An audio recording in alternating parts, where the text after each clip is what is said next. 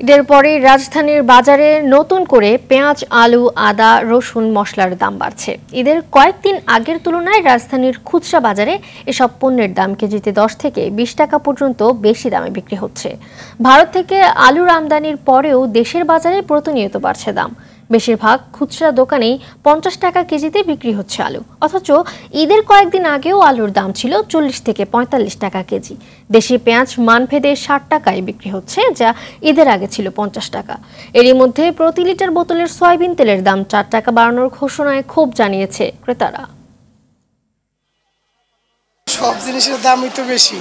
এই যে আলু 230 টাকা পাল্লা, আগে নিয়েছিলাম 200 টাকাও নিচ্ছি, 190 টাকাও নিচ্ছি। ঈদের আগে এখন 230। 1 লিটার 163, 2 লিটার হলো 325, 5 লিটার হলো 800 টাকা।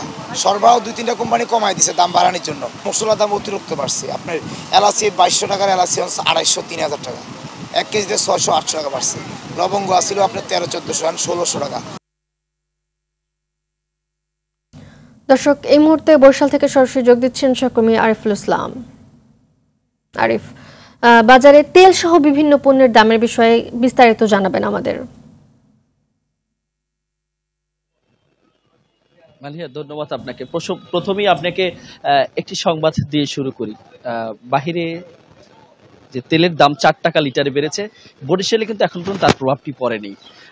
আমার পিছনে দেখতে পাচ্ছেন যে দোকানিরা, তাদের সাথে কথা বলেছি, তারা কিন্তু বলছেন যে এখনো তারা 160 টাকা লিটারই তারা সয়াবিন তেল বিক্রি করছে। সুতরাং ঢাকা থেকে যখন তেলটা আসবে বরিশালে, এবং বরিশালে যখন খুচরো দোকানিরা বাড়তি দামে কিনবে, তখনই বাড়তি দামে বিক্রি হবে। এটা হচ্ছে বরিশালের জন্য দীর্ঘ বছর পর এটি আশার আলো ব্যবসায়ীদের পক্ষ থেকে।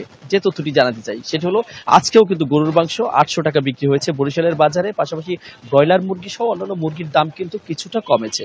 ব্রয়লার মুরগি আজকে 240 টাকার বিক্রি হচ্ছে, সোনালী মুরগি এও দাম কমেছে, এবং লেয়ার যে মুরগিটি সেটিও কিন্তু 10 টাকা হারে দাম কমেছে। এছাড়া পেঁয়াজ আলু যেগুলো আছে সেগুলো অপরিবর্তিত রয়েছে। তবে এই সমস্যা যেটি হয়েছে সেটি হচ্ছে যে হয়তো বা যেই সবজির বাজার যেটি আছে সেটির দাম কিছুটা হলেও বাড়বে, এমনটি আমাদেরকে ব্যবসায়ীরা বলছেন। তার কারণ হচ্ছে যে প্রচুর পরিমাণে রোদ, এই রোদে যেই সবজিগুলো নিয়ে আসা হচ্ছে, ম্যাক্সিমাম সবজি অপচয় হচ্ছে, নষ্ট হয়ে যাচ্ছে।